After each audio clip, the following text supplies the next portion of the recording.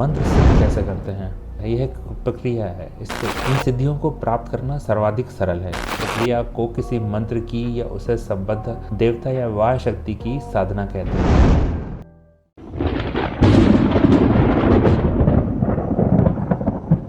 दोस्तों, मैं गिरिराज सिंह आपका दशादश चैनल में स्वागत करता हूं। हम ऐसे ही धार्मिक कंटेंट से भरे वीडियोस लाते रहते हैं। अगर आप इस चैनल पर नए हैं तो आगे बढ़ने से पहले इस चैनल को सब्सक्राइब कर लें ताकि आपको ऐसे ही इंफॉर्मेटिव वीडियोस हर दिन मिलते रहें।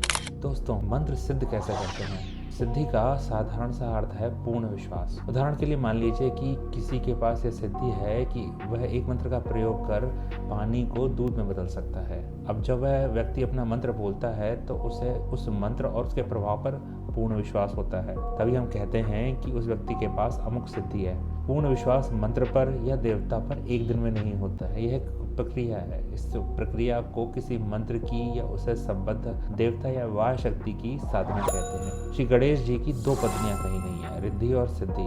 रिद्धि वह आत्मसंचित बल है जिसके द्वारा सिद्धि की प्राप्ति की जाती है। बिना रिद्धि के कोई सिद्धि संभव नहीं है। अलग अलग सिद्धियां अलग अलग देवताओं और वाह शक्तियों से संबद्ध होती हैं और ये सैकड़ों प्रकार की होती हैं। अलग अलग सिद्धियों में अलग अलग तल की शक्तियां निहित होती हैं और अपनी निहित शक्ति के अनुरूप ये साधक की परीक्षाएं भी लेती हैं। मैं आपको कुछ सामान्य प्रकार की सिद्धियों के उदाहरण देता हूँ। पहला, साबर मंत्र सिद्धि। इन सिद्धियों को प्राप्त करना सर्वाधिक सरल है। यदि कोई सिद्धि को जानता है और वह आपको इस सिद्धि का मंत्र एक निश्चित स्थान पर एक निश्चित समय बता दे तो आपको उसी समय वह सिद्धि प्राप्त हो जाएगी। है ना आश्चर्य की बात? ये सिद्धियां मूल रूप से सामान्य छोटी मोटी बीमारियों जैसे ज्वर, पीलिया, मधुमक्खी द्वारा डंक लगना, सांप के काटने इत्यादि में प्रयोग में लाई जाती हैं। जिसके पास ये सिद्धियां होती हैं वह इन बीमारियों से ग्रस्त व्यक्ति को कुछ ही क्षणों में या कुछ समय में ठीक कर सकता है। वाह शक्ति सिद्धि। जिन लोगों को सामान्य लोग तांत्रिक समझते हैं, भगत समझते हैं, उनके पास अक्सर यही सिद्धियां होती हैं।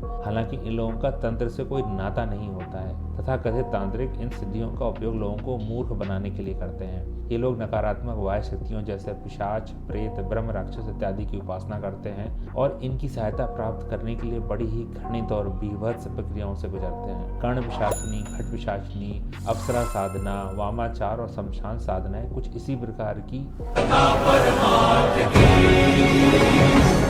लोग सोचते हैं कि पिशाच सिद्धि का अर्थ है कि पिशाच उनके वश में हो गया है, परंतु ऐसा है नहीं। किसी सिद्धि को पिशाच द्वारा प्राप्त करने का अर्थ है कि आप उस पिशाच को जब चाहे बुला सकते हैं और वह पिशाच आपका एक अमुक कार्य करने के लिए बाध्य है। यह बस इतना ही सच है। समझिए, पिशाच ब्रह्मांड की मानव से कहीं ऊपर की शक्ति है। मानव चाह कर भी उसे अपना सेवक नहीं बना सकता है क्योंकि वो बहुत ही फोकस हो जाता है उस तरह की सिद्धि के लिए। और दूसरी वाह शक्तियों के बारे में भी यही सच है। जब कोई ऐसी शक्तियों का प्रयोग अपने निहित स्वार्थ के लिए करता है तो उसे उसकी भारी कीमत चुकानी पड़ती है। मुफ्त में कुछ भी नहीं मिलता। यह एक तरह का सौदा है। कोई वाह शक्ति की सहायता जब भी लेता है तो उसे बदले में उस शक्ति को कुछ देना होता है। अब वह शक्ति बदले में क्या लेगी यह उस शक्ति के स्वभाव पर निर्भर है। याद रखिए, जिसका नाम पिशाच है वह भला तो हो ही नहीं सकता।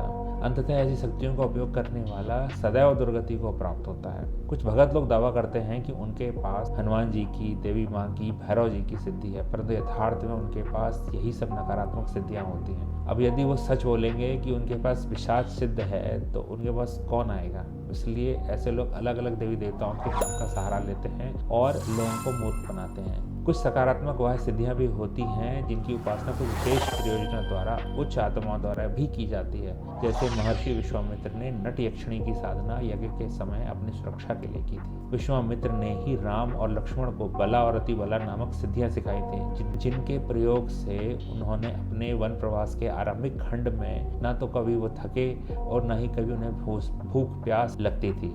अब हम समझते हैं कि मंत्र की गुप्त सिद्धि किसे कहते हैं। सबसे अधिक भ्रांतियां इसी विषय में व्याप्त हैं। बहुत से लोग ऐसा कहते हैं और मानते हैं कि किसी मंत्र को 1.25 लाख बार पढ़ लेने से या एक पुरुष चरण खत्म करने से वह मंत्र सिद्ध हो जाता है। गायत्री और महामृत्युंजय के विषय में भी लोग ऐसा ही कहते और मानते हैं। हालांकि सच यह है कि गायत्री और महामृत्युंजय मंत्र ही नहीं है, ये स्तुति या प्रार्थनाएं हैं। ऐसे में इनके सिद्ध होने का प्रश्न ही नहीं उठता। अगर कोई व्यक्ति एक दिन में किसी मंत्र की 10 मालाओं का जाप करे, जो कि मुश्किल से घंटे भर का ही काम है, तो उसे मात्र 125 दिन में ही उस मंत्र की तथाकथित सिद्धि प्राप्त हो जानी चाहिए। अब ऐसा दावा करने वाले व्यक्ति से कभी पूछिए कि वो इस तथाकथित मंत्र की तथाकथित सिद्धि प्राप्त करने के बाद इस मंत्र के उपयोग से क्या कर सकता है। निश्चय जानिए उसके पास कोई उत्तर नहीं होगा।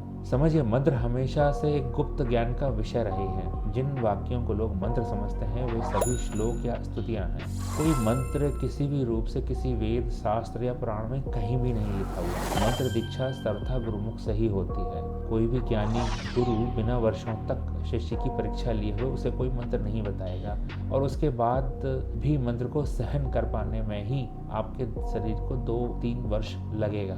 आपका अपने गुरु में और उनके दिए हुए मंत्र में पूर्ण विश्वास होना उस मंत्र के फलित होने की पहली शर्त है। यह सब होने के बाद ही मंत्र को सिद्ध होकर फलित होने में कई वर्ष लगते हैं। जब आप मंत्र की उस अवस्था पर पहुंचते हैं तो आप स्वयं मंत्र बन जाते हैं, तभी मंत्र फलित होता है।